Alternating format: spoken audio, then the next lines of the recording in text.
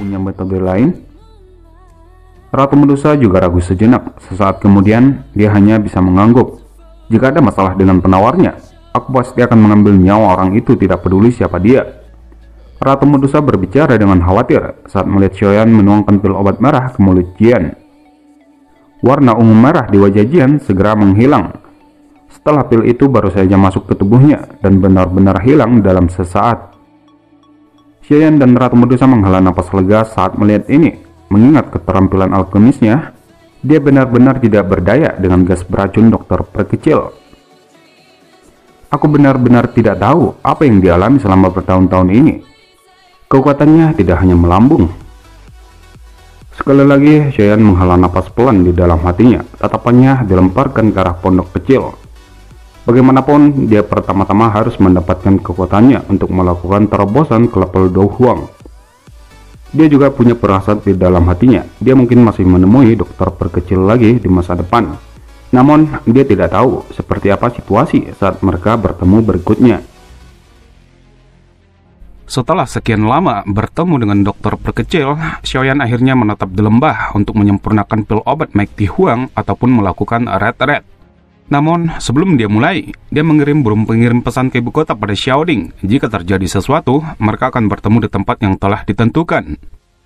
Xiaoyan juga menginstruksikan pada Jian dan Ratu Medusa agar mereka tidak mengganggunya selama dia menyempurnakan pil obat. Namun Jian yang memiliki sifat overaktif, setelah menunggu sehari, dia akhirnya menghasut Ratu Medusa untuk keluar dari lembah mencari bahan obat berkualitas. Di bawah perampasan mereka pada obat spiritual selama 2 hari, formasi serangan gelombang binatang sihir akhirnya menghentikan mereka untuk merampas lagi dan hanya bisa pasrah. Ratu Medusa mungkin tidak takut pada binatang sihir, namun itu akan mengganggu Xiaoyan yang saat ini sedang menyempurnakan pil obat. 6 hari telah berlalu semenjak Xiaoyan mulai menyempurnakan pil obat.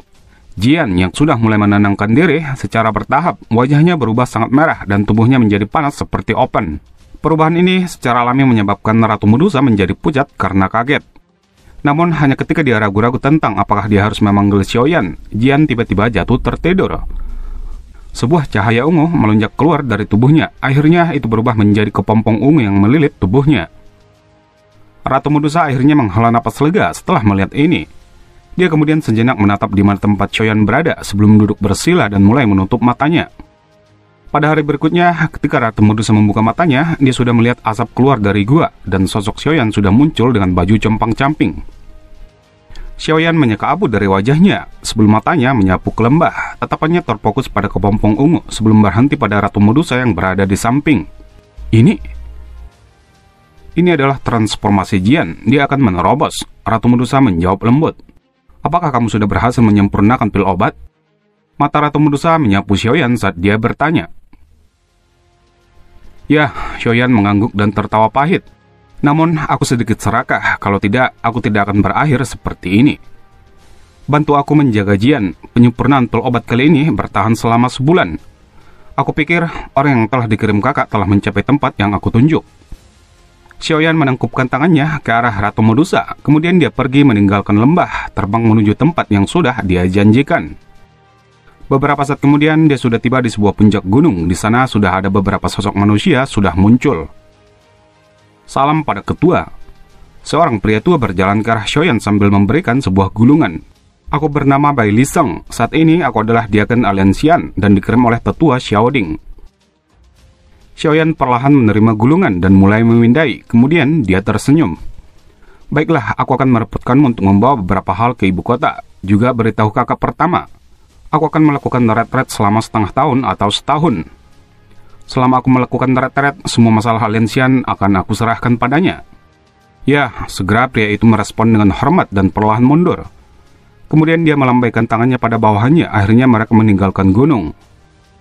Karena aku sudah menyelesaikan masalah pil obat, hal berikutnya yang perlu aku lakukan adalah kembali dan melakukan pelatihan yang mendalam.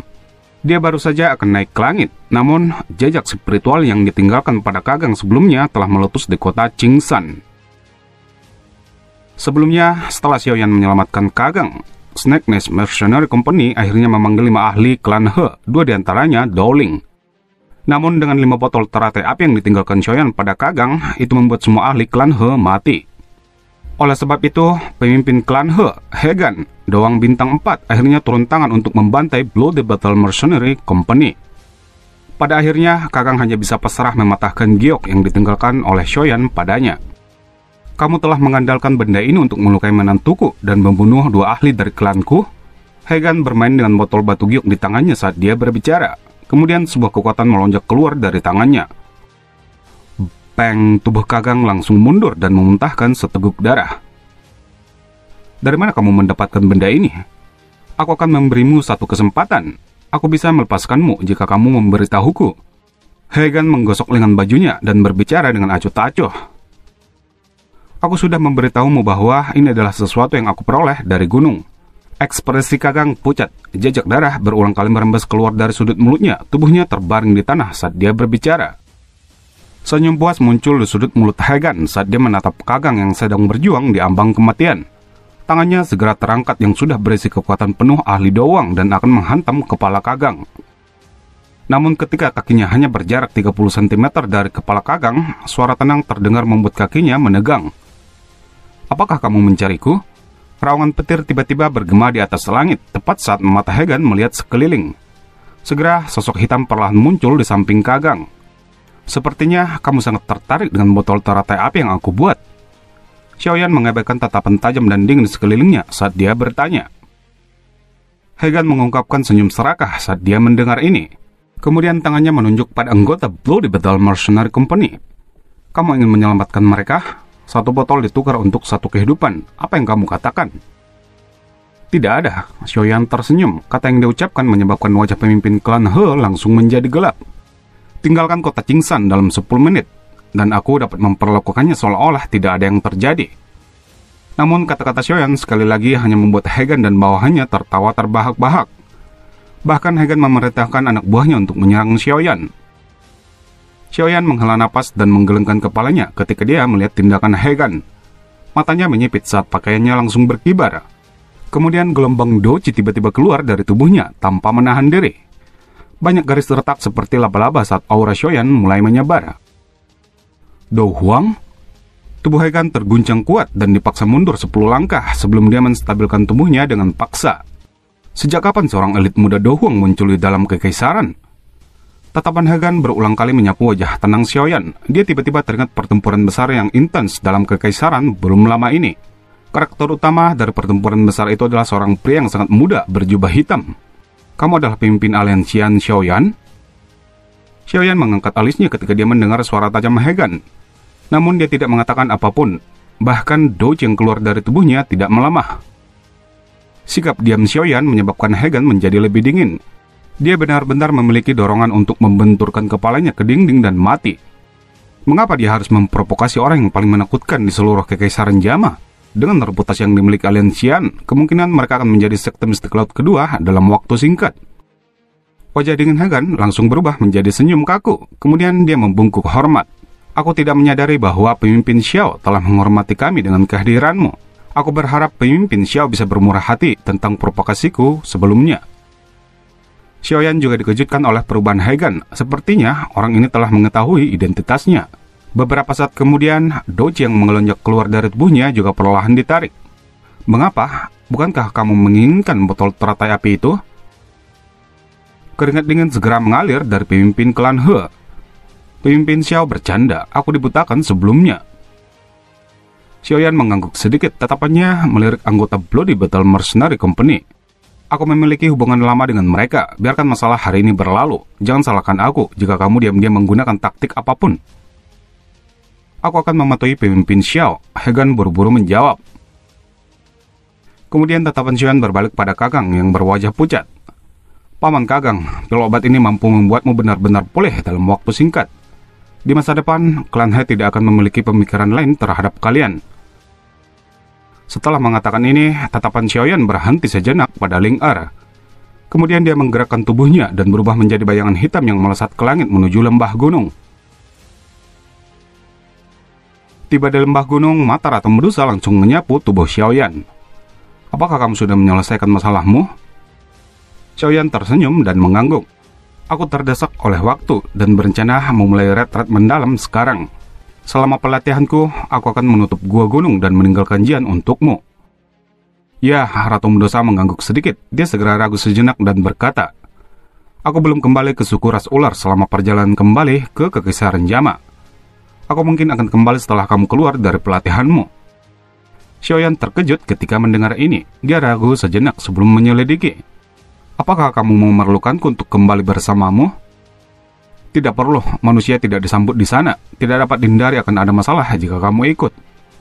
Ekspresi Ratu Medusa bergerak saat mulutnya mengeluarkan penolakan samar. Xiaoyan menggosok kepalanya karena malu. Kalau begitu, lupakan saja. Kemudian Xiaoyan mengalihkan pandangannya pada kepompong Unge Jian. Aku akan segera melakukan pelatihan. Mungkin akan membutuhkan 1 tahun untuk menerobos, dan Jian akan kutinggalkan untukmu. Setelah mengatakan ini, Xiaoyan sekali lagi masuk ke dalam gua. Ekspresi acuh tak acuh Ratu Medusa akhirnya mengungkapkan kesepian saat dia melihat pintu masuk gua yang telah berubah menjadi tumpukan puing. Tak ada yang tahu kapan Xiaoyan akan keluar setelah melakukan red. Semoga kamu dapat melakukan terobosan dengan sukses. 1 bulan telah berlalu sejak Xiaoyan memulai pelatihannya. Namun tidak ada keributan sedikit pun di dalam lembah. Bahkan kepompong cahaya ungu warna Jian tidak berubah. Tidak ada tanda sedikit pun akan pecah. Ratu Medusa juga tak berdaya menghadapi ini. Dia agak meremehkan besarnya energi yang dibutuhkan Jian dan Xiaoyan untuk menerobos. Namun di bulan kedua, beberapa fluktuasi muncul dari gua tempat Xiaoyan melakukan red. Begitu juga dengan kepompong Jian yang mengeluarkan beberapa fluktuasi. Ratu Medusa terus bolak-balik menjaga gua dan lembah dari binatang sihir yang sangat sensitif terhadap energi. Kedua orang ini bahkan tidak mau diam ketika mereka menerobos. Ratu Medusa segera menggelengkan kepalanya tanpa daya. Tubuhnya bergerak dan muncul di langit. Tangannya tiba-tiba membentuk banyak segel. Ruang segel. Ketika teriakannya terdengar, ruang di sekitarnya tiba-tiba memadat, menutupi seluruh lembah gunung. 2 orang ini benar-benar tidak mengizinkan seseorang untuk bersantai. Kemudian Ratu Medusa sekali lagi duduk bersila di atas batu besar dan tertawa pahit pada dirinya sendiri. 3 bulan telah berlalu, namun 2 orang di dalam lembah masih tidak menunjukkan tanda sedikit pun keluar dari retret mereka. Ini menyebabkan Ratu Medusa merasa sangat tidak berdaya. Namun memasuki bulan keempat, Ratu Medusa yang sedang berlatih tiba-tiba membuka matanya. Pada saat ini, sisik ular 7 warna tiba-tiba muncul di dahinya dan berulang kali memancarkan cahaya warna-warni. Ini menandakan telah terjadi sesuatu bahaya yang sangat besar pada suku ras ular. Ratu Medusa sejenak menghirup napas dalam-dalam sebelum dia tiba-tiba berdiri. Namun sebelum dia pergi, dia sejenak memperkuat segala ruang yang telah dia buat. Aku telah meningkatkan pertahanan untuk kalian berdua. Kali ini sepertinya suku ras ular telah bertemu dengan bencana besar. Aku harus kembali. Ratu Medusa menghela napas lega setelah menyelesaikan semua tugas ini. Setelah itu, dia mengusap sisik ular 7 warna panas di dahinya. Sikap membunuh yang dingin perlahan muncul di wajahnya. Kemudian tubuhnya bergerak dan dengan cepat menghilang. "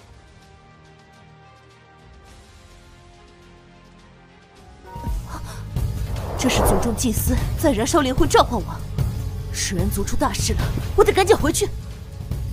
可萧炎和自言，空间封锁，这个足够保护你们晋级完成。等我回来。"